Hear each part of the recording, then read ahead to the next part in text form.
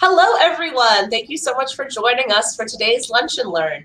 Today, we're going to talk about cross-country and Nordic skiing with Joe Triebsch, an REI experienced instructor. Joe, thank you so much for being here. Good to be here. Awesome. So I'm just going to let you take it away since you're the expert. You're going to do a little presentation for us. And I just want to remind viewers that if you have a question for Joe, feel free to post them in the comments and we'll address those as we get them. So take it away, Joe. Well, hello, everyone, and welcome to an introduction to cross-country skiing. Just to give you a couple little facts, I have been cross-country skiing basically 5/7 of my life. And my very first purchase of cross-country skis were actually from REI, and they're these old wooden things that we don't use anymore. Well, actually, that's not true. There's on the website, there's a site you can go to called woodenskis.com if you're into this, if you want to get into wooden skis. But today we use a lot better technology. A couple other just things for you to know. I've been a certified Nordic ski instructor in the past, and so I understand the struggles that individuals can have getting started in this. I wanted to just go over a couple basic concerns.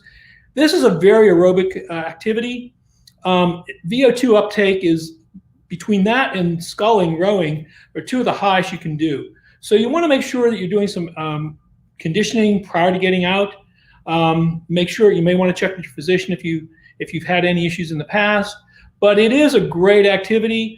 It's good cardiovascular workout, good physical workout, and a good workout for your brain. The thing I love about doing this is getting out there and just hearing the wind in the trees and experiencing the snow. It's just a great, great activity. So you want to be thinking about those things, about conditioning. And on the handout that you can download, there is information about that also. I want to talk about a couple of the environmental concerns because you're going out into a harsh environment. The ideal temperature for cross-country for me is around 20 degrees to 25 degrees. That's just, to me, the snow's great, perfect time to get out. So you're going to be thinking about the temperature, and I always tell folks when you go out, the first 15 minutes, be cold. As you get going, you're going to really warm up. If you're really bundled up, you're going to get so hot so quickly, and you have to start peeling things off. So don't be afraid to be a little bit chilled initially. So temperature is one thing. Precipitation is another. In the Laurel Highlands near where I live, we see snow. Last night there was snow up there. And so you want to make sure you have the correct clothing to keep you dry. And dressing in layers and such is really important. Wind chill is another big factor. You can get out there and all of a sudden, yeah, it's been a beautiful day. It's sunny, it's bright, but there's a good breeze blowing and that just moves that heat away from your body. So you want to be making sure that you're taking that in consideration. And finally, daylight. We have short days now. So if you're going to go out for a late afternoon or early afternoon to late afternoon little trip, you want to be aware that you want to be able to get back to your car before it's completely dark. So those are some things just to be thinking about. Also, again, that handout that's posted gives you some other concerns about if you're going out with a group and such. Clothing is important, and I really wanted to spend most of this time on gear because as I've done these classes at our store, people really are interested in gear. If you are a runner or a biker or a hiker, you probably have all the gear you need to do cross-country skiing. You don't need to go out and buy fancy clothing or anything like that. You use what you have. I also tell folks that, big thing is no cotton. You want to avoid cotton. It's going to get damp and wet and it's just going to not work well. The other thing I will tell you is if you've not done this before, if you can find a place that rents equipment, try it before you buy it. It's really worth, seeing if you like this activity. And don't think you're going to be like one of those Olympic skiers on TV where you're really cruising along. You're going to be shuffling initially. So just the idea is that you're not going to cover a lot of ground those first few times out. But as you get some experience, that will improve. So when we talk about Nordic gear, the difference between Nordic and downhill or alpine gear is that we have a free heel. When you're attached into the binding, your heel will actually lift off that ski plate.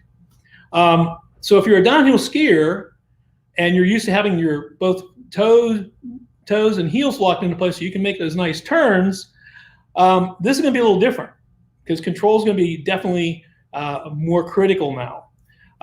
Controlling your speed is going to be more critical, those kinds of things. So when we start talking about Nordic, the big thing is that you have a free heel. And Nordic is a very broad category. So you see these crazy people who go up on the top of this big thing, go down, and all of a sudden they're flying. They're Nordic jumping. That is Nordic.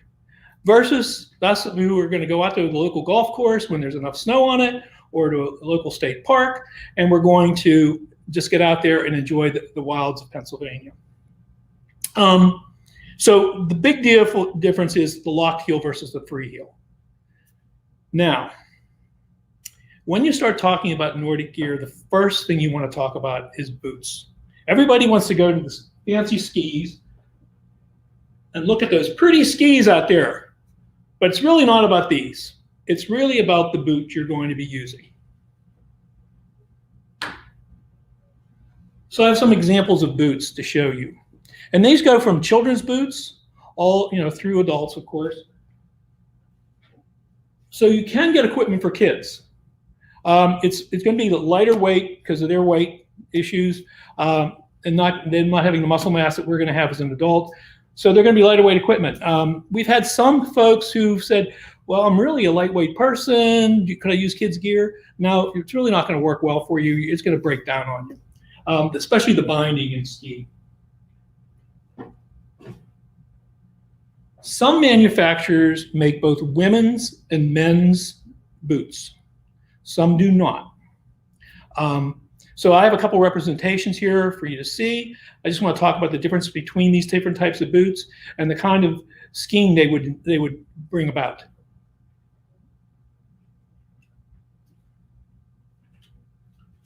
So this is an entry-level boot. When we look at the Rossignol line, this is a women's boot, the X2. This is going to be a great ski if you're going to your local golf course or local park, or you're going into the state parks where they maybe groom even, and you're going to be staying in trail. So you're going someplace where you're going to a place where you're going to pay a fee to ski, and you're going to be staying in the trails. So it'll work fine. If you need something that's going to be a little, this is a men's version of a Solomon. If you need something that's a little beefier because you want to do some skiing out of track, breaking trail, then you're going to go to something like these.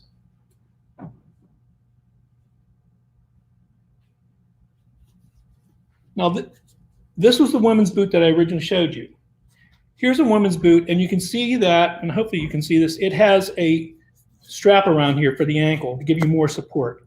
So this is going to get you into a situation, this is an X5, Rossi X5, where you can use a ski that's going to allow you to be off track. And we'll look at some skis that are really preferred for that kind of thing. One of the misnomers, one of the things that happens with this is when we talk about Nordic skiing, is a lot of people say, I want to do backcountry. And when you really get into this idea of backcountry, now these boots are really not going to be the boots you're going to use.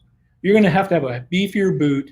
And I want to distinguish between backcountry touring and backcountry where you're going out to, you're going out to Utah and you're going to skin your way up to the top of a mountain and ski a back bowl. Those are big wide skis that look a lot like downhill skis. Big beefy boots that are going to look a lot like downhill boots. What I'm talking about is a boot similar to this. It looks a little bit like this boot, but much beefier, much heavier duty. It's got two straps up here for the wrist, for your ankle. The bottom of it, very different. The pin that locks into the binding is a much beefier pin than you'd see on a boot like this, and a lot longer. So this is going to be made to handle a ski that you may want to be doing ski touring where you're having a pack. It's like backpacking on skis. In Pennsylvania, quite honestly, we don't have a lot of places where you would need something like this, especially if you're going to be a day skier. But they are out there, and if you look on different websites, you will see they'll talk about backcountry recreational boots or backcountry touring boots. They're referring to something like this that can handle a heavier duty binding and a heavier ski.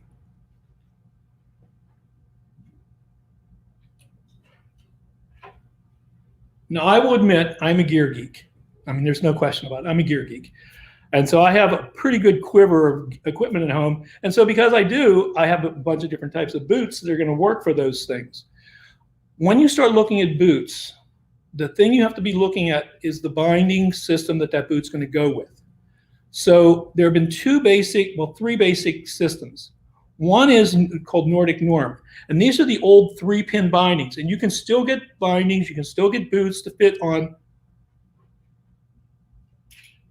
skis, and they're going to look like this, where there's actually 3 pins that stick up, and then the bottom of the boot, there would be 3 holes, of course, for that to go into. I do not use these any longer. I would prefer the more modern setups. But they're still around. Alpina and White Sierra both make 3-pin boots that you can get.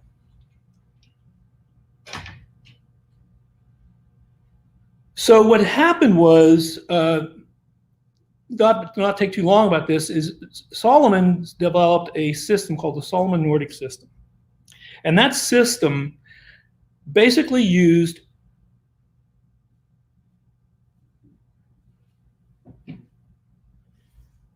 a binding that had a big ridge on it. And I'll show you one on one of the skis. And then you had a boot with a big slot in it, as you can see here. So this pin. Now, the original models, the pin was out in the front, but now this is where they are. And nice binding and boot connection, no question, works really well. What's happened, though, is these have not been uniformly accepted as well in the US because another system came out called the New Nordic Norm, NNN. And this boot here uses that. So if you look at this boot, we have the pin, but now instead of having this big channel in here, we have 2 smaller channels. And so what happens is you cannot use this boot in the binding that this fits on, and conversely. So if you're looking at boots and you already have a pair of skis, or you've been looking at skis, you want to make sure the boot will fit the binding that's going to be on those skis. I've led trips for an organization in Pittsburgh, and people have rented skis and they've gotten a 1 boot and a 1 binding system, and they haven't matched, and then you have to go back and get it all straightened out. So you want to be aware that the boot is going to determine, once you have a boot that fits well, and we'll talk about fit in a moment, is going to determine the kind of binding that you have to have on your ski. New Nordic Norm is pretty much become the standard that most people are using.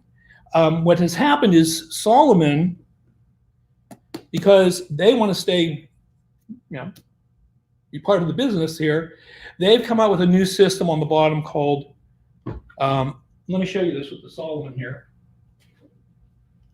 It's basically a New Nordic Norm binding. They call it ProLink. So it will fit a New Nordic Norm NNN binding if you have a pair of skis and you need new boots, for example, and you like the Salomons better than the Rossis or whatever. So they will work. That's a nice thing. It's compatibility across all brands then. You don't have to worry about, oh, I have a Salomon boot and it uses a Salomon Nordic system, and now I can't find bindings for that, and I want to put them on my skis. New Nordic Norm makes it a lot easier. So that's, the thing about that is that when you start looking at boots, you want to make sure that you have a boot that's going to fit your binding. I want to talk about boot fit just for a minute. If you're a runner or if you hike, the boot should feel comfortable, but it will typically, you want not tight, but a little snugger than you might have for your hiking boot or your running shoe, your trail running shoe, let's say. Because what you're asking this boot to do is when you're skiing and you're going to do a downhill and try to snow plow, you're actually in this boot putting a lot of pressure on this boot laterally, and you don't want it twisting a lot. So you want to be a little bit snugger in here. Again, not tight. These boots are insulated. If you're out in deep snow, your feet can get cold. Gaiters come in handy there. But you don't have to wear big, beefy socks. I use a lightweight liner sock and a lightweight hiking sock. That seems to work well for me. So that's that's boots. If you have questions about that, I'd be happy to help you more. So people ask about, skis. And what ski is the best ski for wherever you're going to be skiing? And my thing is that if you're going, I live in Pittsburgh. If we get 3 or 4 inches of snow, one of our big parks, Shenley Park here, has a golf course. As soon as we get 3 or 4 inches of snow, you'll see ski tracks all over it. You don't need a beefy ski for that. A lightweight, general recreational ski is going to work great. The big difference is whether you want to go with a waxless ski or a waxable ski. And so bases are going to be different, and how you're going to handle those is really, really important. Now, what makes a cross-country ski work? Well, on a downhill ski, it's called alpine camber or single camber. So here's a pair of my cross-country skis of mine. And when I put the tips and the tails together, you can see there's this large space in here. So that's important. When I squeeze this with one hand, I can't close that space. When I squeeze it with 2 hands, I still can't close that space between these. The reason for this is Nordic or double camber. The idea is that if you're on a flat surface and you're gliding, you want just the tips and the tails of the skis to be in contact with the snow, and not much of the midsection of the ski, because this is where you're going to get your kick, your mechanical advantage to push off. So the idea is that when I'm ready to push off, I load this ski down. If it's a waxless ski, the fish scale or pattern in here grabs the snow. If it's a waxable ski, the wax and the snow will interact the same way, and it gives me a platform on which I can now push off. So when you look at cross-country skis, and especially if you are going to a garage sale, well, maybe we're not doing garage sales these days, but you're finding a pair online that are used, you want to find out where have they been stored. If they've been stored in a hot area, they can delaminate. 2, if they've been stored so that they're lying like this, the camber can be driven out. You want to see that you're still going to get that camber, so that if you try to squeeze them together with one hand, you can't. Even 2 hands, you may not be able to. That double camber is what gives you the possibility of creating a platform on which to push off, and also to have the tips and the tails to glide on.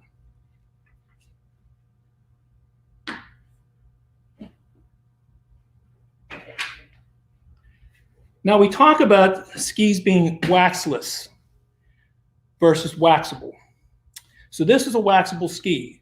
On the bottom there is, and it's hard to see this, I know, from online, but there's no pattern here. It's just smooth. Well, how do I get this to work? I'll show you in a moment. Most people are going to use a waxless ski, which means that you can see this blue area in here. In that blue area, there's like a fish scale or a raised pattern.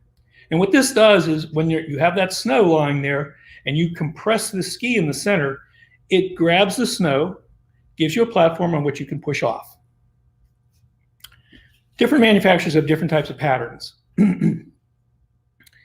Recently, what's happened is Rossignol has brought out, and this started through ski racing, what's called the R skins. And what it is in this area, instead of having a pattern, they actually have these sheets that go in, and they're like a moleskin or a mohair. And what they do is they have different densities and stiffnesses depending on the snow conditions. And when they're laying this way and you slide forward, but when you go to put grip on, they sort of dig in. Then you slide forward, they flat, then they dig in. And you can replace them. They've been out in the racing world for about 3 years now, and in the recreational world, they just made them hit the market last year, so in 2019. I've not tried them, but there are different models based upon whether you're a recreational skier or you're going to try doing some racing. But they've really taken off because, one, if you're racing and the conditions change and you get to you're coming through the circuit, and they can easily change them out for you, or you may have another set of skis with them in them. Now, waxless is a misnomer to me. I tell folks that you want to wax these skis, but it's not with the kind of wax you'd use on a downhill ski. Basically, the wax I recommend is called Maxi Glide, or you can use Swix. They make a liquid wax. And what this is actually a paste. There's not much left in this one. They give you a nice little applicator, and you put that paste on the entire length of the ski from tip to tail. You want to do it at room temperature if you can. Let it sit for about 15 minutes, and then take some sort of either a towel or a microfiber cloth and just wipe off any excess. What that does for you is this. It helps to glide, and if you're skiing and it's really a beautiful day, it's nice and sunny, but you're in the trees, the snow is dry, and now you come out into a sunny area, the snow's wetter, and then you go back in the trees again after you cross that little meadow. What can happen is all of a sudden you get clumping here. The snow will want to grab and stay. By doing that either Maxi Glide or the liquid Swix on the entire ski, it minimizes that. It also helps protect the base of the ski from water penetration and oxidation, because these skis, at the end of the year, I put it on my skis because this plastic will oxidize. So it helps save the skis too. But your performance will be much, much, much better. Now, if you wanted to do waxing, whoa, your world has changed big time. Because what you're relying on is in this kick zone, this area where you're trying to get that grip, you need to put waxes that are temperature and snow type specific. So the simplest way is with a little 2-pack. You get a cold wax and you get a warm wax. And the cold wax is good for, let's see here, 1 degree Celsius to -1 degree Celsius. They're not giving, oh, wait, here we go. From 32 to 36 degrees Fahrenheit. And I'm sorry, from 5 degrees Fahrenheit to 32 degrees. And the warm wax is good from 32 to 36. You're going to put that on there, and then you have to buff it out a little bit, smooth it out a little. And they give you a little synthetic cork to do that. With when I go out and use these waxable skis, I have a pack, and I carry like 8 different waxes with me, because as the conditions change, I may have to stop, scrape this wax off, put a new wax on. It was cold in the morning and now it's warmed up. I need to use a different wax, and a softer wax. So if you want to get into waxing, it's fun. REI has videos about doing this. There are lots of videos online, of course, but it takes time. If you have this ski waxed really well, perfectly, you will blow by anyone on their waxless ski. This will outperform these typically, but they're more temperature sensitive.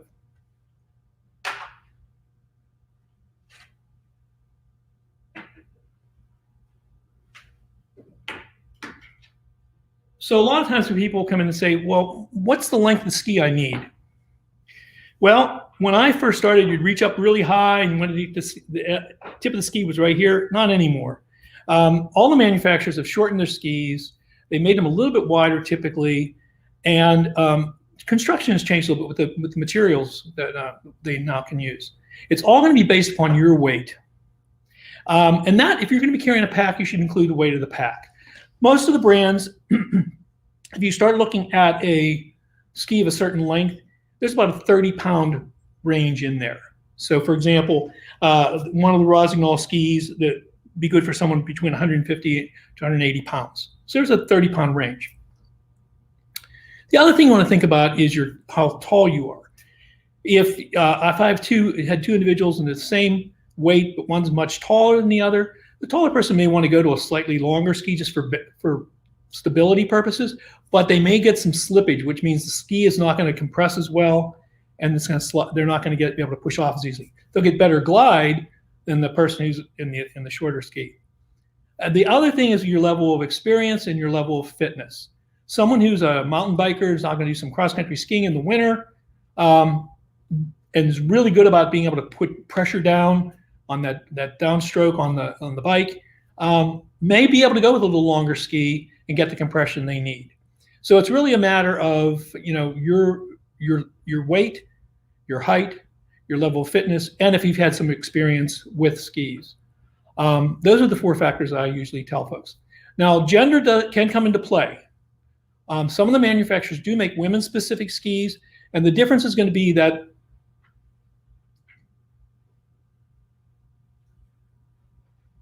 skis can have a little softer flex up front. So this has some flex, it'll bend, and a women's ski will typically have a little softer flex. But then for example, these Rossignol skis, they're unisex. They're not going to be gender specific. So you can find different brands that will do gender specific skis. And sometimes the big difference is in the lengths of the ski based upon the weight. You'll see perhaps a little shorter ski for a woman who's a little bit lighter.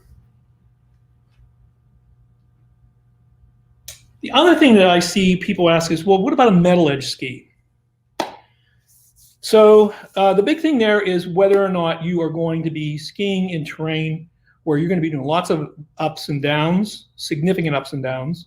And then you have 2 choices. You can go with an all metal edge ski, something like this. And this does have a backcountry touring binding, not for backcountry skiing in the bowls of Utah. This can go with my big heavy boot there. But this is a full metal edge ski. You can get a full metal edge ski, the Fisher Spider, that is lighter weight than this would be. And you can use you don't need a beefy boot like I have. And those skis actually come with a binding on them that allow you to use, for example, the Rossignol X5s. This is a Rossignol ski, which gives you a partial metal edge. So from here to here to here, it's a metal edge. So folks who want to do more, or you're going someplace where you might see a lot of wind blowing and the snow tends to slab up, or you're going to be going out where you get warm and a freeze, snow's crusty. That's where a metal edge is going to be really helpful. And if you're getting into doing a snow plow to slow yourself going down that hill, a metal edge will give you more control that way. But you're going to have to go with a heavier boot, and just so you know, the weight's going to be a little more substantial. Okay? That's a quick course on skis. Sorry, I know I'm going quickly. I want to talk about poles, and then we'll see if you have any questions and such.